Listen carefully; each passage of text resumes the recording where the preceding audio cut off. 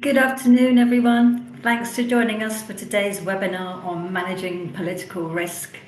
It's great to see so many people are signing up. People are coming in right now, so we're just going to wait for a couple of seconds. Good to see so many, and good to see some clients here with us as well. We are going to be covering some new ground today, so I know you're going to get a lot out of it. So thanks for being with us. So I think that's pretty much everyone coming through now. Let's get started.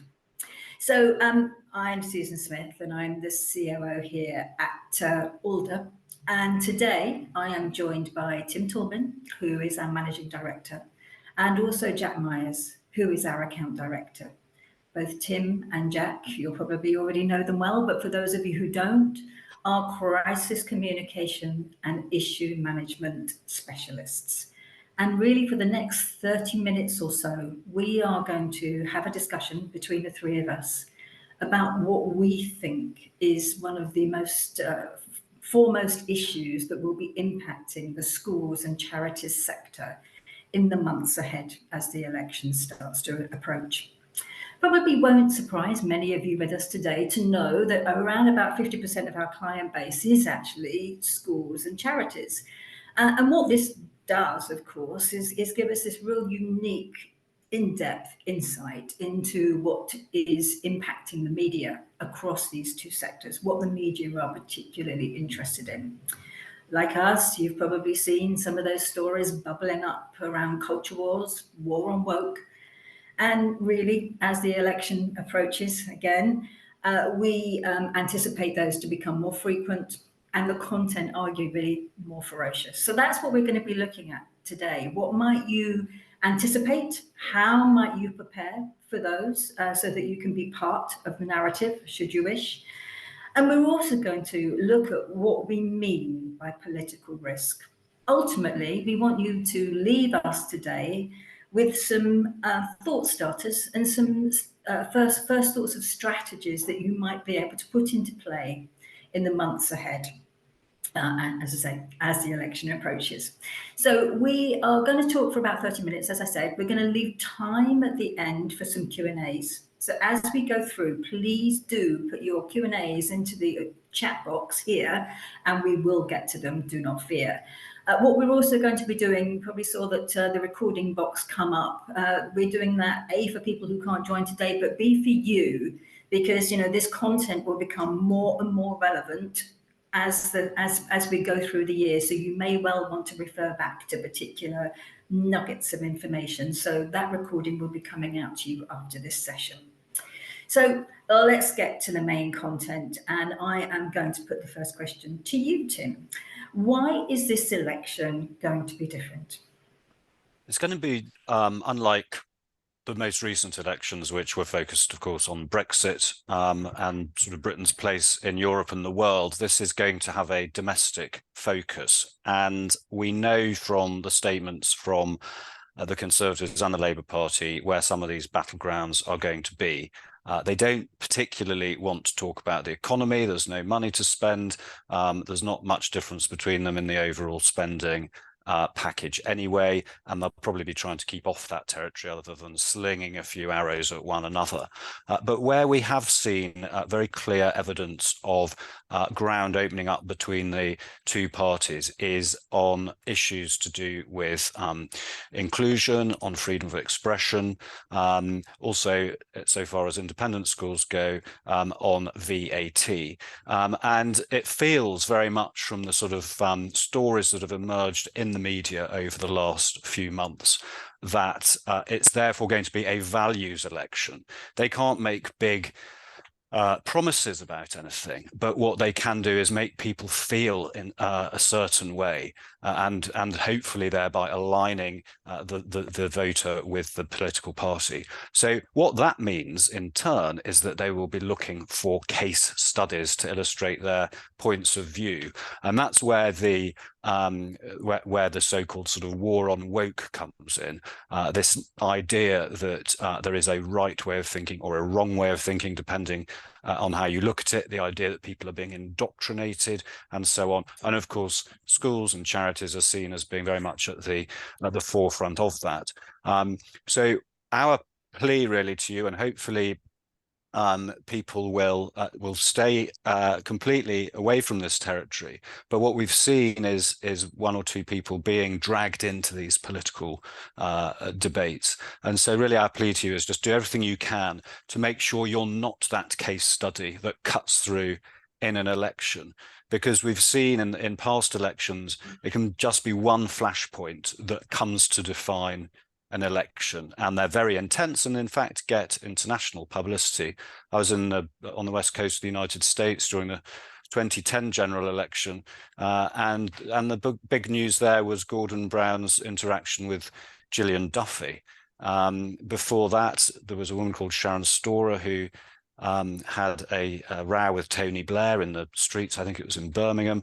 And if you're as old as me, you'll remember back in 1992, the so-called War of Jennifer's Ear, which was a case study around the National Health Service and whether it was delivering the goods. Now, politicians don't get out as much as they used to. They're deliberately more confined. So what we suspect will happen instead to fill that vacuum is case studies, which are perhaps being pre-prepared now, which will illustrate a broader point and come to define the political agenda over the coming months. So that's what we're going to be talking about, and that's why we're talking about it now. We've already seen the early trends around that, and we think there are sort of half a dozen or so things you can do to help keep yourselves out of trouble. So can you help us then understand what you mean by political risk? Sure, it's really the risk to your reputation as a school or a charity that comes from what's going on in the political arena. You're probably trying to mind your own business to a large extent and keep out of the news, but there are things that are happening that will impact you whether you like it or not. Stories that arise that are on the political national stage and may well drag you in. Now, these might be the result of the own research from a journalist. It could be because an individual politician or a local politician has tipped off the press about something that's going on. There was a case study recently in Ipswich where parents had been complaining to their local MP about so-called sort of right-on behaviour in a primary school where they were using particular models to discuss gender identity issues, that type of thing. But it's also very often, and perhaps less well understood, the relationship between pressure groups and the media, which will flesh something out into the public domain very quickly, seemingly very quickly. And I'll give you an example here of something we've seen quite a bit of and expect to see more of. There is a pressure group which studies schools' EDI policies. It's looking at all a lot of private schools in particular, because they're thought to be a bit more eye-catching. They're looking at their EDI policies and they are scrutinising them with reference to the very latest government guidance, particularly on trans issues, but also more generally as to whether they could be seen as being sort of too, as they would say, LGBT friendly, for example. There are also people from a religious point of view who operate in a similar space, and it cuts both ways. So what we're saying is not loaded one way or the other, just be aware of it. So the Daily Telegraph newspaper is working very closely with one of these groups and has put questions to our clients in a loaded way around their inclusion policies, and it comes with a handy quote from an angry MP saying this is, outrageous, this particular school isn't following the guidance, etc. Now, this can be very unkind to particular communities, and it can put the school on the spot, and the information indeed could be out of date by the time they come around to putting it to you. But it is a trend and therefore something to be aware of, as is the perhaps the tendency for one or two people to accidentally insert themselves into stories. If there is a big national debate or news story underway at the moment, the biggest example at the moment being Palestine and Gaza, you need to think incredibly carefully before you step into that territory. With the atmosphere being what it is, and make proactive statements, because that could very quickly ensure that you're in the spotlight in a very uncomfortable way. So it's those sort of 4 areas really that I think that could draw schools and charities into the national media debate. So, Jack, we just heard Tim allude there to the relationship between politicians and journalists and how they collude together to create stories. So, can you help us with a bit more context to understand how the two feed off of each other? Yeah, thanks, Susan. I suppose, I would start off, we've probably all seen this morning, there's a furore, the latest one between the illegal migration minister on LBC. If anyone's been keeping up with the Rochdale by-election coverage, if anyone obviously has been reading into the other furore concerning the Speaker in the House, reading all those stories, you could be forgiven for thinking that the relationship between politicians and journalists is broadly antagonistic. And I think to disabuse you of that idea, it's actually far more common that politicians and journalists are collaborating and working together. There is a lot of knowledge sharing, which is fundamental to the general relationship between politicians and journalists. And that's something to be keenly aware of when you're thinking about protecting your reputation around an election period. Election period quite specifically is a time when the incentives for both journalists and politicians align quite closely.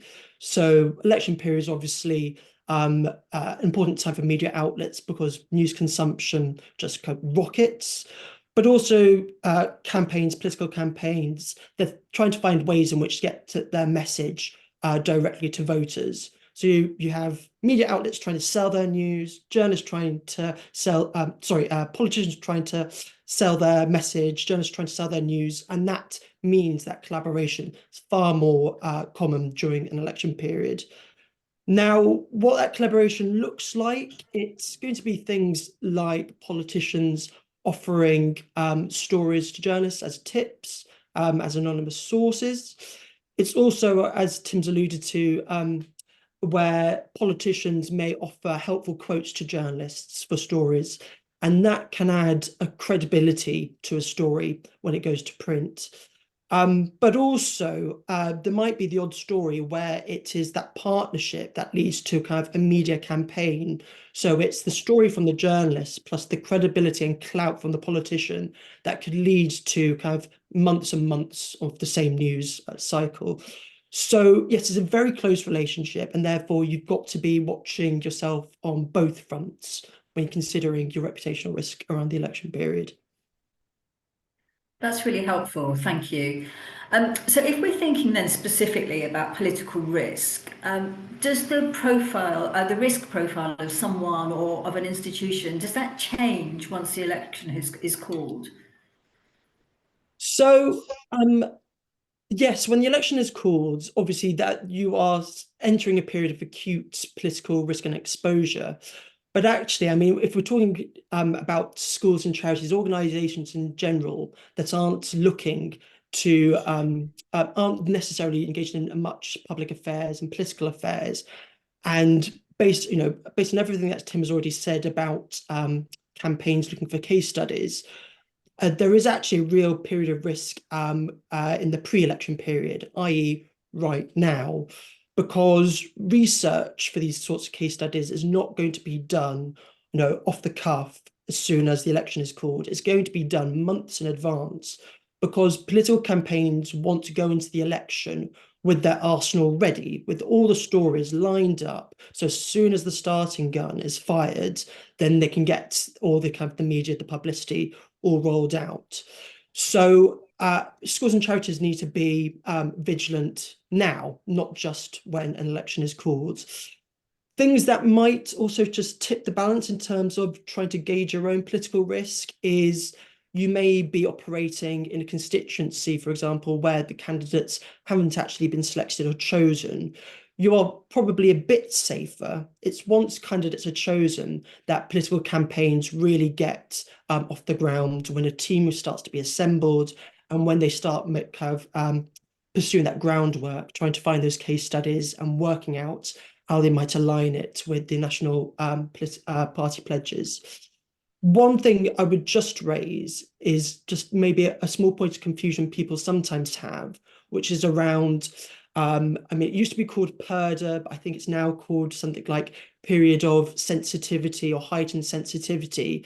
It's the time between when an election is called and when the election actually takes place. Some people think that that affects how the media operate and how campaigns in general operate. It's actually quite strictly only restrictions on civil service being impartial and the government being able to announce anything controversial that might give them an unfair advantage. But actually, opposition campaigns can be quite loud and boisterous, and it has nothing to do with the protections under PERDA. And equally, PERDA doesn't really place much media restrictions. So again, it's just to make sure people are clear that yes, there is heightened risk during the election period, but it's important to know where it's coming from and how people might be behaving depending on where we are. So that's very clear. Thank you. So Tim, back to you. What does this mean specifically then for schools and charities?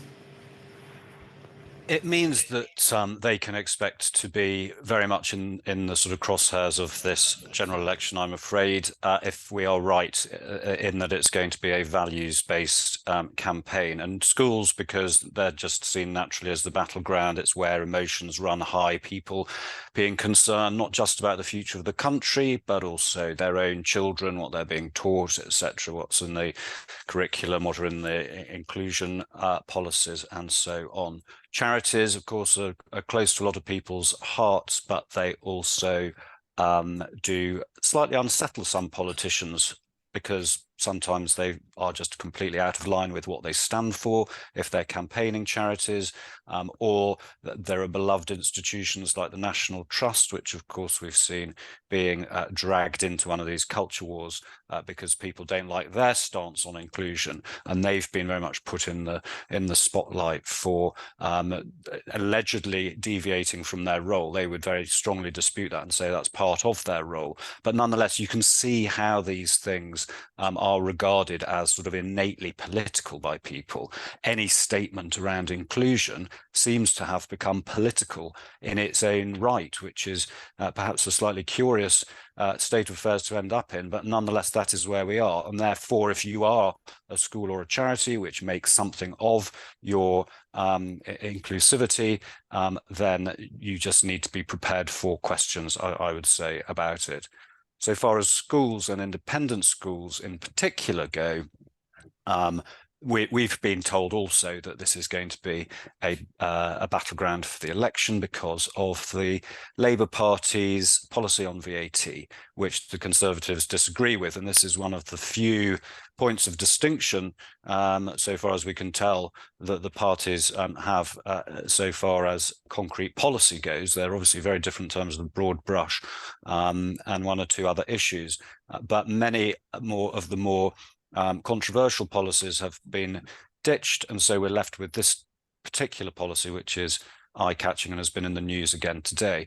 What does that mean? Well, it means that people are going to be talking about private schools quite a bit. They're going to be talking about privilege and class and whether it's right that parents can afford fees and can afford to send their children to school in the first place when so many people are suffering in poverty. And so this is, I think, a clear warning to private schools around not wandering into this territory on an individual basis and trying to make the arguments because you will potentially be very firmly in the spotlight if you do so. There are some, of course, excellent trade bodies who will be making the case for you. But the learning point here is that there is going to be a heightened period of sensitivity around public schools and independent schools in the way that we really haven't seen before now. So all your communications, all your initiatives, your public statements, your social media, your activity is just operating in an environment of heightened risk. So just be super careful about what you're doing and saying. Those are the key manifesto points. How might this manifest an editorial. What are the biggest risks in terms of the types of stories that you might see journalists and politicians picking up and running with? What do you think are going to be the biggest themes? Well, we've touched on I think the main ones around EDI, freedom of expression. I think so far as that goes, just beware that there are various tribunals, employment tribunals, finding their way through the court system. If one of them involves you and you're unfortunate with the timing, then that again is something that could be jumped on by the press to illustrate a particular point. And of course, what I have in mind here are those complaints that freedom of expression is not recognized in the workplace, and that there's somehow some restriction on saying what you believe. This could be somebody who has a religious conviction. It could be somebody who is has a gender critical point of view, i.e. someone who's skeptical about trans inclusion. These are the sorts of things that are going to be major flashpoints. So if you've got one of those rumbling, then again, just be super careful and aware of the timing and how that might land.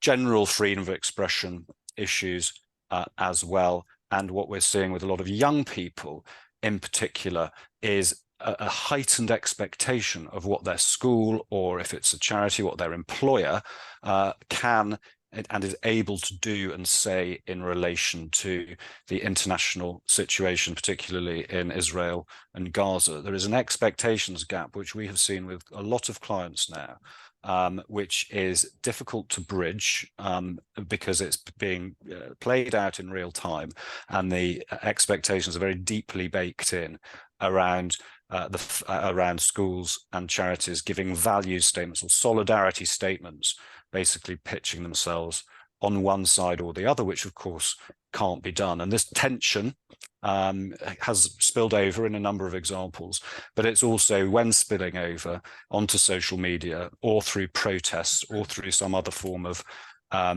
activity, that's when the media are interested. And you might ask what that's got to do with the election. Well, it's all seen through this lens of woke behavior on the one hand, and on the other hand around freedom of expression. So it really, although it's an international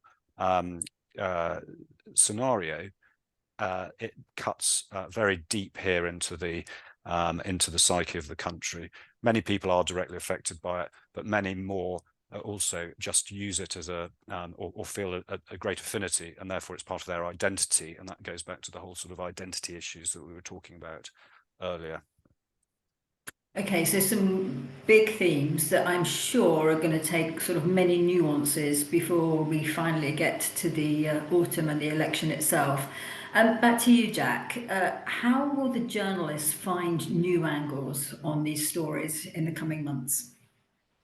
Yes, so I think it's important to understand maybe here so how journalists get stories in the first place anyway. So we've already spoken about how journalists and politicians are slightly symbiotic during the election period. But journalists are also going to be getting stories from their normal sources, and that's going to be things like your stakeholders. I mean, here, these may be, your parent body if you're a school, disgruntled staff, or beneficiaries if you're a charity, for example. They will still remain sources for stories. And then also the other thing we've got to consider is just online chatter, just speculation online about anything, from people entirely removed from your organization, dragging you in to stories, maybe making entirely unfounded allegations online. Journalists are across all of these platforms and will be, if you're in their sites already, they will be picking up on speculation as well. There's also going to be those slightly more triangulated stories where it's actually let's say, for example, your stakeholders, or a parent here, let's say, going straight to a candidate or a politician with a complaint. I mean, if you're at a school, you might have received those, the odd parent inquiry where they threaten that they'll go straight to the MP. And those things do happen. And particularly during the election period, when stakeholders know that there was a period of heightened sensitivity around political news, and that no one really wants to have the limelight shone on them in any sort of negative way. So that's a way where actually parent, let's say stakeholder, goes to the politician with a story, and then the politician brings it to a journalist. And so by the time you're notified that a story is coming down the line, all these three groups, which are obviously very important to you, are already engaged and perhaps a bit better briefed than you are. In terms of the mechanics, it's all the traditional stuff. So journalists do receive anonymous tips. There are leaked information sometimes. So it's always really important that you're on top of how you're managing leaks around potentially sensitive information in your organization. But they're also looking at things that are in the public domain, and that'll be police reports and court reporting, as well as all the online chatter we've talked about. There's one way that journalists get stories, which we have seen an uptick in the past 12 months as certain media outlets have become far more aggressive with pursuing their stories, and that's fishing expeditions and doorstepping. I do just want to spend a bit of time talking about fishing expeditions in particular. Sarah, would you mind just bringing up that slide? Thanks there. So I hope everyone can see this. This is not a real fishing expedition. It's part of an exercise that we run. But fishing expeditions, put very simply, are very vague journalist inquiries. So here we have an example here of an inquiry asking about whether your organisation has seen the latest government guidance and has heard that senior management has been handling complaints poorly. Now, the purpose of a fishing expedition is to bounce you into a comment. It's basically a game of bluff and bluster. So the journalist here is likely to have absolutely nothing to stand up any story. And what they're relying on is you responding with something substantive. And that's actually what the story will become about. It will be about your response and you giving them information, a bit of kind of as an unforced error. The way you can recognize and identify fishing expeditions is basically the vagueness. So there's two ways really of responding to expeditions. You either ignore it entirely, or you can actually go back and put the journalist on the spot, ask them for more detail or return to their source. Just because a journalist asks you a question, it doesn't mean you need to answer it. So this would be here an example where you would either ignore or you would just ask the journalist, just clarify what complaints were understood to have been handled poorly here. Would you mind just going on to the next slide, Sarah? So this is slightly different inquiry, and it's just as a contrast here. So unlike the last inquiry, this one does have some specifics. The journalist here is referring to a specific think tank. It's talking about very specific things in terms of your organization's website. So here they're claiming that a think tank has come to them, said that your website doesn't include some information, and they have come to a judgment call here that you're making a political statement. So this would be different. It would be less likely to be a fishing expedition. However, the strategy you would use is actually quite similar. You may not respond in any substantive way in order to avoid unnecessarily getting dragged into a story. But equally, you might be wanting to go back to the journalist here and just getting some more detail. Because at the moment, whilst I would be confident that this is not a fishing expedition, there is room to ask for more detail about what the exact allegation against your organisation being made here is. Thanks, Sarah. Just a word then on doorstepping, which is another journalist behaviour that we have seen on the increase. And that's just a direct approach from a journalist. So journalists can get to your senior leadership, to your organisation, by either phoning you or contact you directly over email, social media. But something else that they might do is come to you in person, either at your place of work or at your home. And again, it's the same sort of in terms of the strategy, it's the same sort of thing of trying to bounce you into a comment when you're not prepared and you're not comfortable to speak. Most of the time, what we're doing when we're advising clients here is just making sure people who are likely to be approached by journalists understand the media handling protocol, understand what sort of wording they should be using in order to escalate these sorts of inquiries. And normally it's going to boil down to politely talking to the journalist and telling them that you're not the right person and that they should put their inquiry into writing. But it's important that everyone is briefed before those sorts of approaches take place, I think is the key there. Some really helpful hints in there, Jack, so that people don't get caught off guard. So then I'm going to ask you to go just a little bit further, if you can, to explain what strategies people should be putting in place now to minimise their risk over the coming months. Sure. So there are a few things. A lot of it is just kind of a bit of an audit on your organization. So that includes things like vetting policies that are in the public domain, because journalists will be looking when they receive any speculation or a tip about your organization. One of the first ports of calls is going to be looking at your social media and your website, particularly in reference, Tim was referring to a case of particular media outlets and campaign group looking at EDI policies. Often EDI policies are somewhere in the public domain on your website. So it's making sure that they're not out of date and that they've been vetted for any potential areas of reputational risk exposure. On the social media front, it's important to make sure that everyone within your organization understand what your social media policy actually is. So if you're a charity, is sending soft reminders to employees about what is appropriate and what isn't. And that's very important actually in schools to make sure that, particularly as you get into election time, giving soft reminders to your student body and to your teaching staff and non-teaching staff about what would be considered appropriate and inappropriate during election time. Other things in terms of policies that can be areas of exposure is your approach to external speakers and visitors. We have had a recent case of an organisation that didn't have any sort of external speaker policy. And that meant when they did invite a speaker, there was no vetting done. They were invited to speak on sensitive international issues involving the Middle East, but unfortunately went on to talk about quite in what was considered a very biased way, the Israel-Gaza conflict.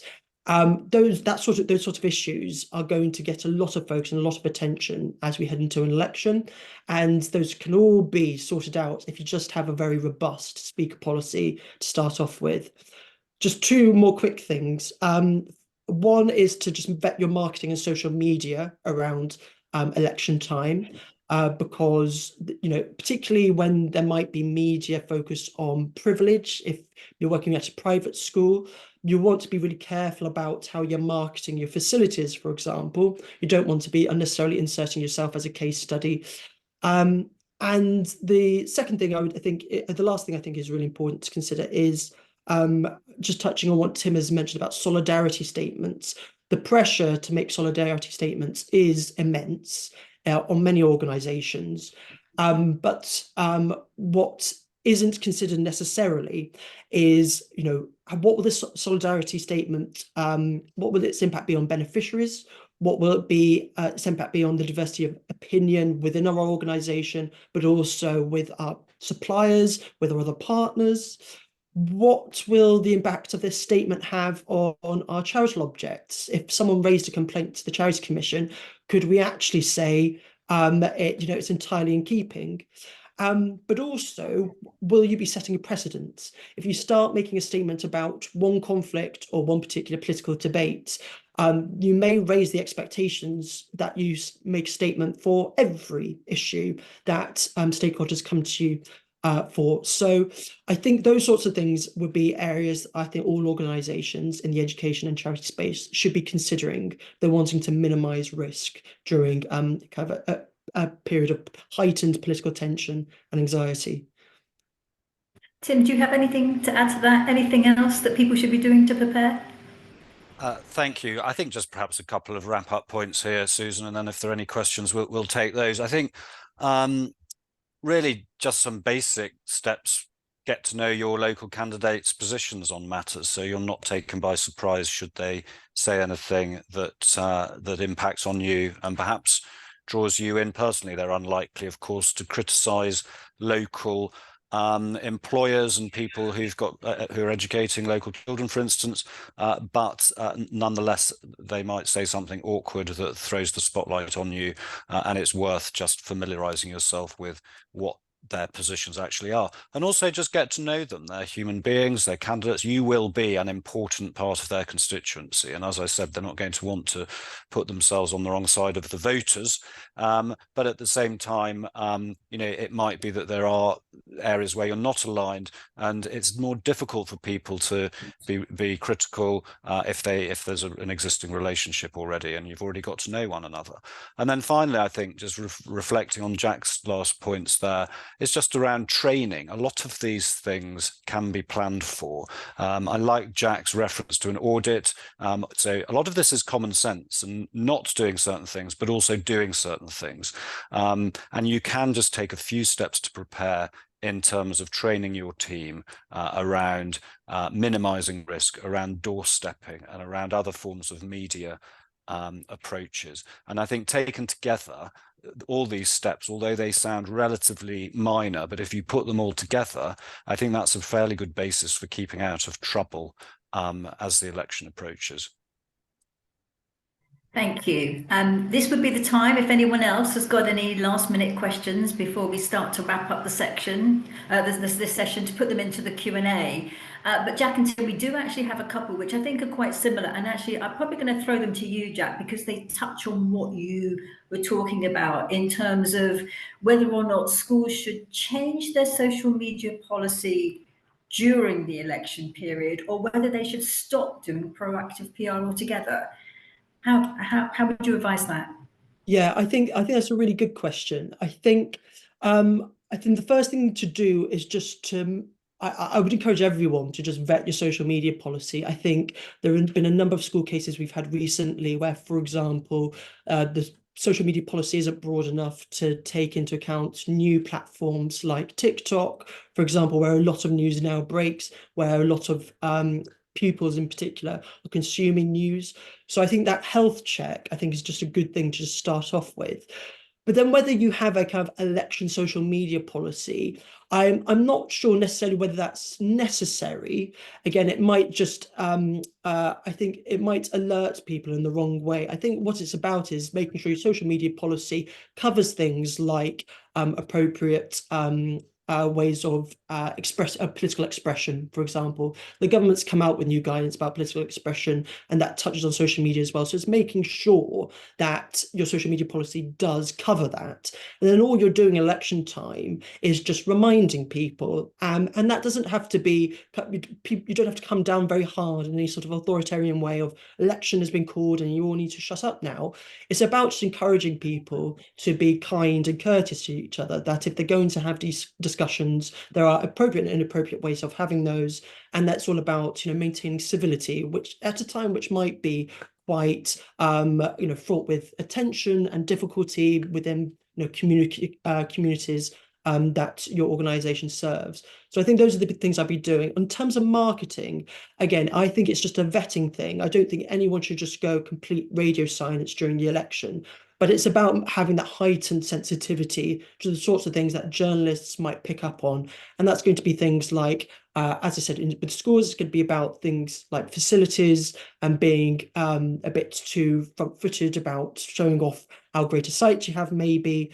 But with charities, there's also going to be things around politically sensitive statements on politically sensitive issues. Journalists may take some of those statements and want to run with them, may want to suggest that you are getting involved in the campaign. So again, all these things need to be seen through the prism of an election, but I don't think radio silence is necessary, no. Thank you, Jack. I think we'll leave it there for today because we're coming to the end of the time for our session. It just remains for me to say thank you, Jack and Tim, for being so generous in sharing some really useful information, I hope. Clearly, this is something that's going to manifest itself as the months move on. So if you do have specific questions that you would like to put to Tim and Jack, please do reach out to us. You can see the information there on the screen. And of course, we'll be very happy to work with you for any sort of bespoke training needs, for example, or indeed if you would like us to work with you on a little bit more of an in-depth program. So all that remains is for me to say thanks again to you for joining us today, and we'll see you next time. Goodbye.